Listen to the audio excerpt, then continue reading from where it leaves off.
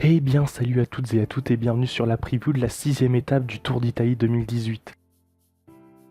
Les choses sérieuses vont pouvoir commencer avec cette première arrivée au sommet jugé au sommet de l'Etna.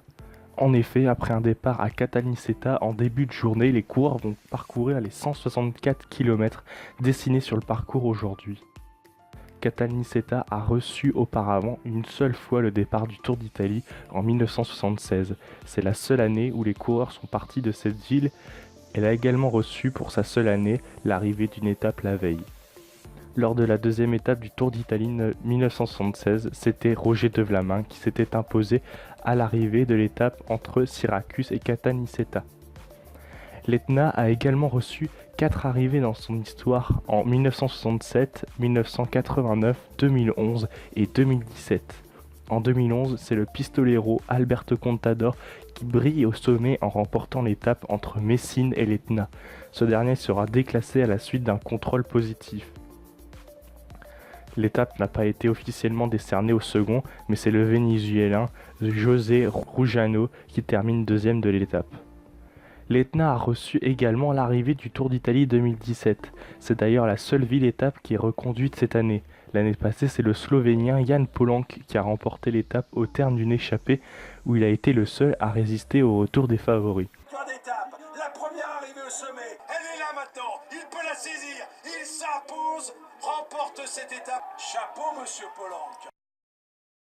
Cette année, l'Etna est donc reconduit après plus de 30 km de montée, sauf que les coureurs ne l'escaladeront pas par la même route que l'an dernier, mais par celle du Monte Vertore, un petit peu plus à l'ouest, avec arrivée à l'Observatoire astrophysique. Le seul col répertorié de la journée sera par ailleurs cette montée finale de première catégorie. Les 10 premiers kilomètres d'ascension seront certainement les plus durs avec des pourcentages maximum à 16%. Les 5 derniers kilomètres tourneront aux alentours de 6% de moyenne. Il faudra être endurant pour triompher, c'est 30 km cette année. Un grimpeur devrait donc pouvoir s'imposer au sommet de l'Etna, mais pour les coureurs du peloton, il ne faudra pas reconduire l'erreur de l'année passée, à savoir d'avoir laissé trop de champ à l'échappée, s'ils veulent jouer la victoire d'étape bien entendu. La seule chose qui est sûre, c'est que cette ascension créera les premiers écarts entre les favoris, et on pourra tirer les premières conclusions de ce Tour d'Italie en apercevant des méformes ou encore des coureurs en forme qui seront capables de tenir les 3 semaines. Nous avons choisi comme favoris pour cette étape les principaux favoris à la victoire finale, à savoir Froome qui n'a pas encore eu de gros résultats cette année, et ainsi que Tom Dumoulin assez malchanceux depuis le début de la saison, mais qui peuvent tous les deux performer sur cette longue montée.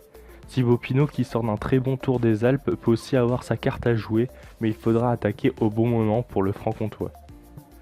La surprise pourrait bien être Miguel Ángel López. Le Colombien est doté d'un excellent punch dans les montées difficiles, sauf que ses 30 km pourraient lui être préjudiciables. Il faudra qu'il soit régulier durant cette montée. La question d'hier était la suivante. Quel est le coureur à avoir remporté l'étape de l'Etna sur le Tour d'Italie 2017 ? La réponse a été donnée dans la vidéo et il s'agit de Jan Polanc qui a triomphé l'an passé à l'Etna. La question du jour est à nouveau en rapport avec l'étape de demain. Qui a remporté l'étape à Praia a Mare sur le Tour d'Italie 2016 ? Mettez votre réponse dans les commentaires et j'y répondrai demain. Merci de m'avoir écouté, n'hésitez pas à indiquer le nom de votre favori pour cette étape ainsi que dans les commentaires réagir en rapport avec la vidéo.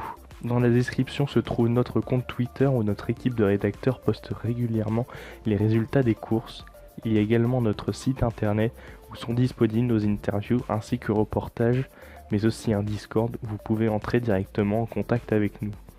Et moi je vous dis à demain pour la 7e étape de ce Tour d'Italie.